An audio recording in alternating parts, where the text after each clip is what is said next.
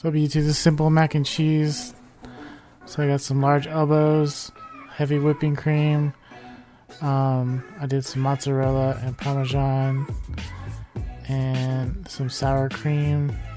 And I just cooked it to make like the sauce.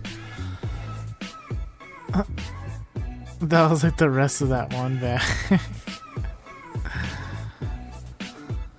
And then you can put whatever cheese you want, actually. Put some sour cream to make it a little thicker. Of course you gotta cook the noodles first, you know, water, salt, oil. And then you can add some butter and stuff in it too. And then top it off with cheddar cheese. I'm just gonna mix it all in. It's like a mozzarella cheddar mac and cheese. And I think my video got cut out, but it was, I blended white cheddar Cheez-its, and I blended it to make like a topping.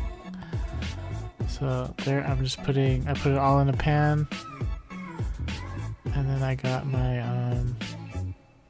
Cheez-it that I blended. I'll put it on top. Any minute now. Oh, there it is.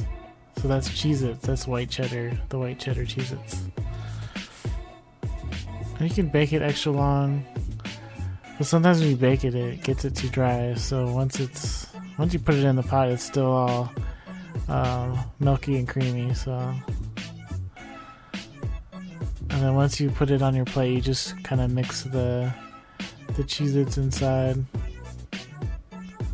Let me put it on a plate. Ooh, I dropped some. It is kind of low-key messy, but maybe I kind of overdid it with the Cheez-Its. That's how it comes out when you put it on a plate. It has lots of flavor.